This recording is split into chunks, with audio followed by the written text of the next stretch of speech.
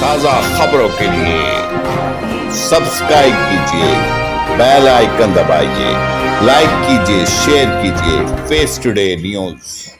आपका स्वागत है। मैं हूं शावेद हुसैन जैदी। आज हम मौजूद हैं चौधरी चरण सिंह यूनिवर्सिटी के शोबाए उर्दू में और यहाँ पर हमारे साथ मैजिशियन मौजूद हैं, इंटरनेशनल जादूगर मैजिशियन MP अंसारी, जिनका नाम पूरी मैजिशियन की दुनिया में तो मशहूर ही, लेकिन इलेक्ट्रॉनिक मीडिया, प्रिंट मीडिया में भी पूरी तरह से वो छाए रहते हैं। और आज हमारे साथ बड़ी मुश्किल से उनका वक्त मिला है और हम उनसे बात कर रहे हैं। आपका बहुत बहुत खैर मकदम है, स्वागत है। शुक्रिया, बहुत बहुत शुक्रिया, थैंक यू। मेरा जिस तरह से आप प्रोग्राम करते हैं और लोगों पर एक आपका जादू सा छा जाता है, उसमें ऐसी क्या ट्रिक्स होती है आपकी? देखिए, मैंने जो मेरी पब्लिक है, जो मेरे दर्शक हैं, ऑडियंस जो है मेरी, मैंने उनको यानी उनकी सोच से अपनी सोच मिलाई है, वो क्या चाहते हैं। और ये वाला काम, ये वाला वर्क दूसरे मैजिशियन नहीं करते। मैं बहुत सारे मैजिशियंस को टीचिंग भी देता हूँ, सिखाता भी हूँ, ट्रेनिंग भी देता हूँ। बहुत सारी मैजिक कॉन्फ्रेंस होती हैं, कन्वेंशंस होती हैं, उसमें मुझे टीचिंग के लिए बुलाया जाता है। मैं सभी मैजिशियंस को, जादूगरों को यही बोलता हूँ, भैया दर्शक क्या चाहते हैं ये देखो, ये मत देखो मार्केट में नया जादू कौन सा आया है। यही मेरी पकड़ है कि मैं दर्शक की जानता हूँ कि दर्शक मेरा क्या चाहता है। इस तरह से आप कई देशों में, बंगाल तक को जादू सिखा चुके हैं, तो ये सबसे बड़ी ट्रिक है। और कहीं ना कहीं ऐसा एक जादू है जो जादूगर पर जादू करता है, तो ये यकीनन एक बहुत ही चौंकाने वाला है। इसके बारे में जरा देखिए, जादू एक ऐसी चीज है, ये तो एक बहुत मशहूर डायलॉग है, जुमला है, मोहम्मद रफी की आवाज में जादू है, लता मंगेशकर के आवाज में गले में जादू है। ये बातें सच हैं, लेकिन जादू तो असल जादू होता है हमारे जादू के ऊपर ही तो डायलॉग बनाया होता है ना। जादू एक ऐसी चीज है जो अनहोनी को होनी करके दिखाता है। इसी वजह से लोग जादू की तरफ मुतवज्जे होते हैं, दीवाने होते हैं, सारे गम को भूल जाते हैं लोग जब कबूतर से रुमाल बन जाता है। कबूतर को छाला, रुमाल बन गया। एक गुब्बारे को चाकू से फोड़ा, उसका कबूतर बन गया। एक रुमाल से इतनी सारी छतरियां बनी कि कभी कभी तो न्यूज रीडर को लिखना पड़ता है कि कभी कभी तो अखबार वाले को और लिखने वालों को लिखना पड़ता है कि कभी कभी जादूगर MP अंसारी ने छतरियों की बरसात कर दी। तो ये जादू तो हकीकत में एक और मशहूर जुमला है कि जादू जो सर चढ़कर बोले, तो हमारा जादू तो लोगों के सर चढ़कर बोल रहा है। आपने देखा अभी मैंने कैसे कैसे किया, तो उम्मीद आपको उसमें मजा आया होगा जो अभी आप लोगों ने देखा।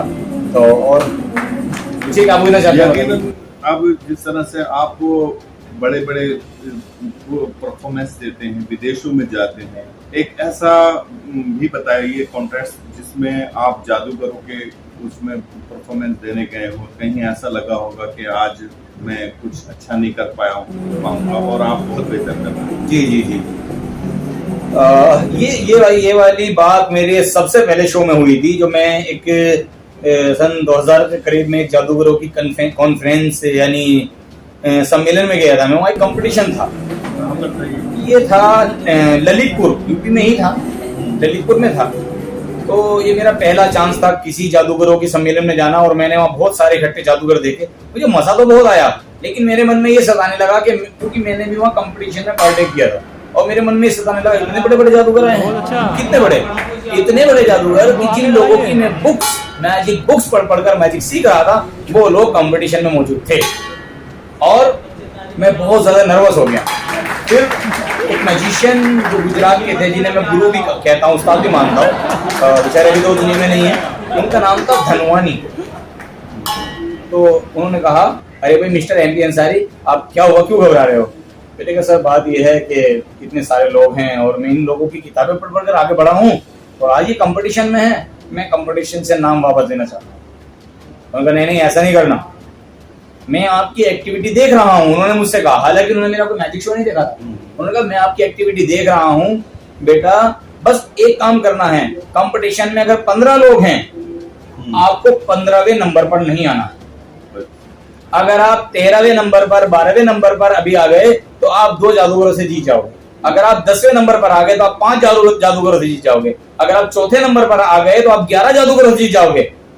और अगर आप सेकंड प्राइज मिल गया आपको, तो आप तो विनर हो। अभी आप पहली बार आए हो, सेकंड प्राइज है ना, बहुत बड़ी बात है। तो मैं खुश हो गया, और आप यकीन मानो उस प्रोग्राम में मेरा हकीकत में सेकंड प्राइज आ गया। तो यकीनन आपकी बातों से बड़ा दिलचस्पी हो रही है, और जिस तरह से आप जादू करते हैं वाकई सर चढ़ कर बोल जाता है। और बहुत सारी इवेंट्स हम आपकी मैजिक शोज देखते रहते हैं, अक्सर टीवी पर आपके प्रोग्राम्स आते रहते हैं, तो यकीनन लोगों का जो रुझान होता है वो पूरी तरह से एंकर्स भी आपसे बड़ा मुतासिर हो जाते हैं। तो ये बहुत बड़ी बात है। वहाँ आप एक ऐसी जगह भी जाते हैं जहाँ दूसरी लैंग्वेज होती है, तो वहाँ पर तो बहुत मुश्किल नहीं लगता। देखिए, सबसे बड़ा स्टेज मुझे मिला था अभी कुछ दिन पहले, पिछले दिनों, IGT इंडिया गॉट टैलेंट, जो सोनी टेलीविजन पर प्रसारित हो रहा था, और उसकी वजह से मैं और ज़्यादा फेमस हो गया हूँ। और उससे पहले भी मैंने आपको बताया था कि मैं 8 देशों में, 4 अफ्रीका के देश हैं, और तंजानिया, अफ्रीका में तंजानिया, दारुसलाम तंजानिया, और कीनिया वगैरह में, इथियोपिया में मैंने शो किए हैं।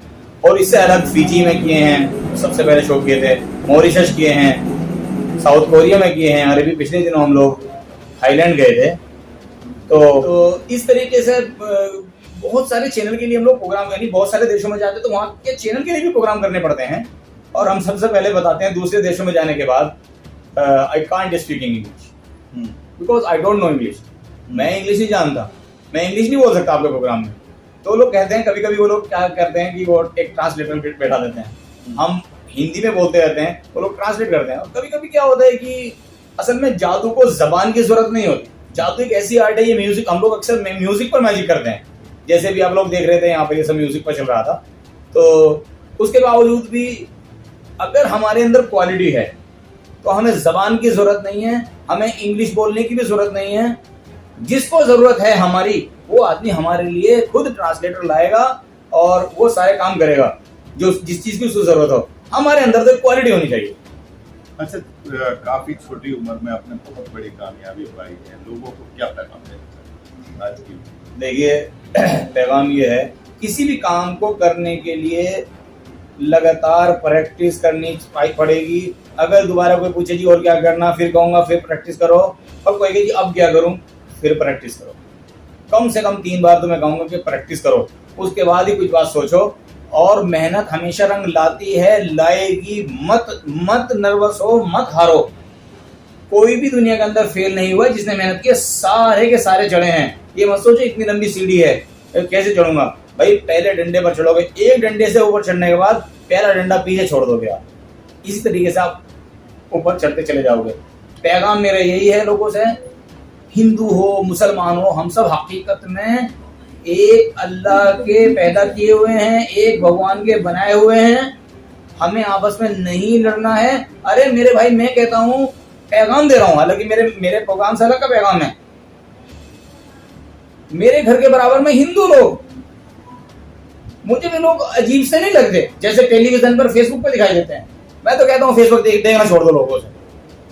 और मैं हिंदू को पैगाम दे रहा हूँ, आपके बराबर में अब्दुल करीम होगा, मोहम्मद इरशाद भी होगा, दिलशाद होगा, आप उससे मिलते भी होंगे, कभी कभी आप उसकी दुकान से दूध लाते होंगे। क्या आपको बुरा लगता है? नहीं लगता होगा। ये लोग तो कोई और ही दुनिया के लोग हैं, जो लोग हिंदू मुस्लिम और ये सब दंगे और लड़ाइयां कराने के चक्कर में हैं। आप लोग इनसे दूर हो जाओ, अपने आसपास पड़ोस का लोग देखो। जैसा आसपास पड़ोस का लोग देखोगे, जैसा वो लगेगा, सारी दुनिया में ऐसे ही लोग हैं।